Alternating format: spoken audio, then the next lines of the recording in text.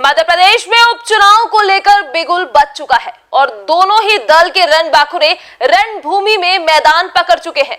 इंदौर में एक तरफ कांग्रेस के पूर्व मंत्री ने सावेर प्रत्याशी के समर्थन में दौरा किया, तो वहीं प्रदेश के मुख्यमंत्री शिवराज सिंह चौहान ने बीजेपी के तुलसी सिलावट के समर्थन में कार्यकर्ताओं को संबोधित किया।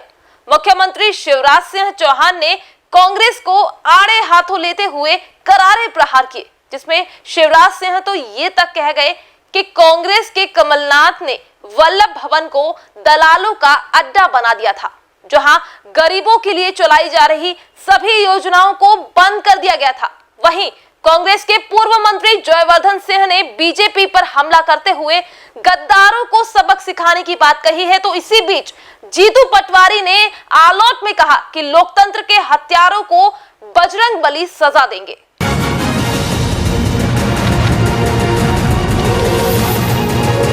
और वो केवल तबाह करने में लगे, आज आरोप लगाते हैं, गद्दारी की बात करते हैं। मेरे कार्यकर्ता बहनों और भाइयों, वल्लभ भवन मध्य प्रदेश का वल्लभ भवन अगर किसी ने बेचा था तो उनका नाम था कमलनाथ जी और दिग्विजय सिंह। दलालों का अड्डा बना हुआ था, सरेआम दलाल बैठते थे। मंत्री की कदर नहीं थी, विधायक की कदर नहीं थी, उनके लिए दरवाजा बंद, और कोई बड़ा ठेकेदार आ जाए तो दरवाजा तुरंत खुलता था।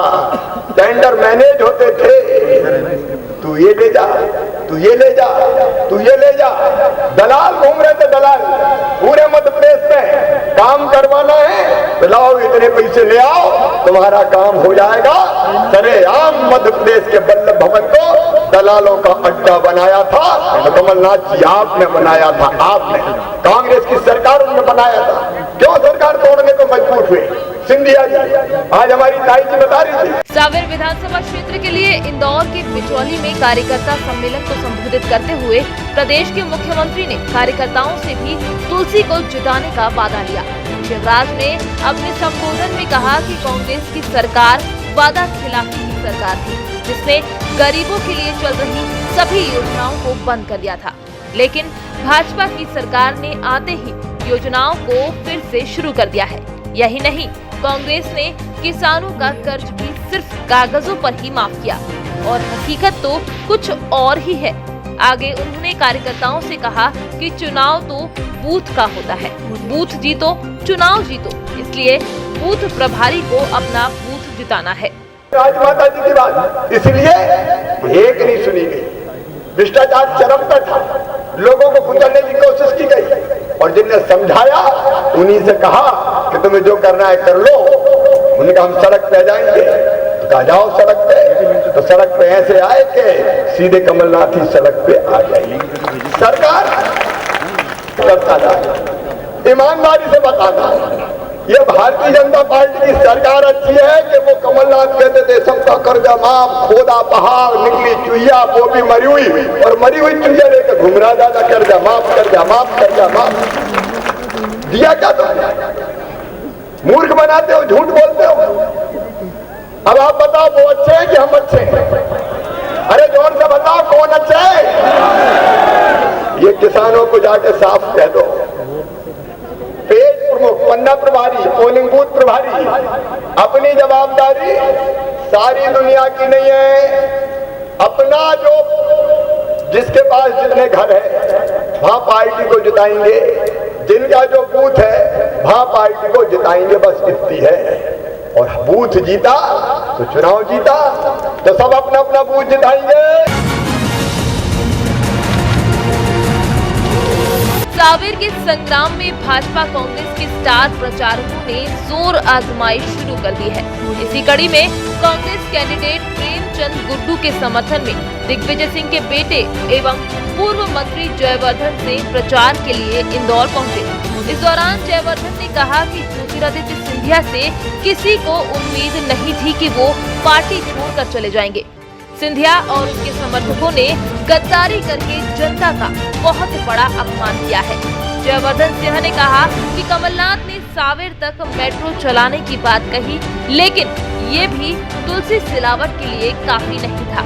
कोरोना काल जैसे संकट में ज्योतिरादित्य और तुलसी सिलावट के स्वार्थ की वजह से जनता को चुनाव में फिर से लाइन में खड़ा रहना पड़ रहा है। देखिए, हम सभी सीटों पर इस उम्मीद के साथ लड़ रहे हैं कि जनता का पूरा आशीर्वाद कांग्रेस के उम्मीदवार को मिलेगा।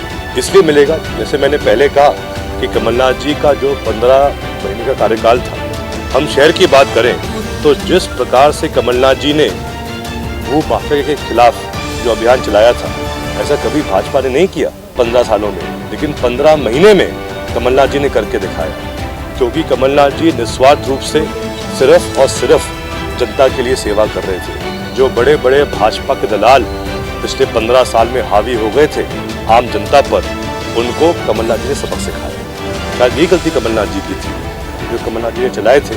मैं मानता हूँ उनके प्रति अभी पूरे प्रदेश में बहुत सहानुभूति है। जनता भी ये चाहती है कि कमलनाथ जी को पूरे 5 साल दिए जाए, और इसीलिए हमें पूरा विश्वास है कि 10 नवंबर को जब नतीजे आएंगे तो पुनः कमलनाथ जी मुख्यमंत्री बनेंगे।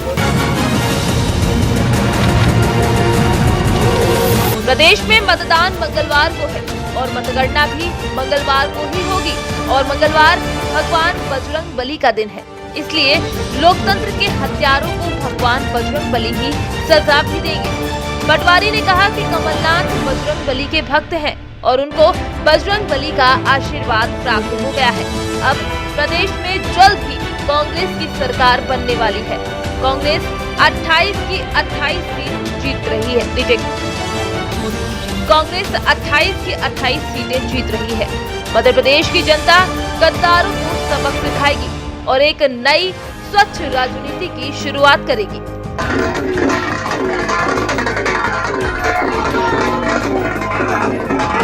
मध्य प्रदेश के 28 चुनाव में जनता भगवान बजरंग बली का जिस दिन है मंगलवार, उस दिन लोकतंत्र के हत्यारों को सजा देने वाली है।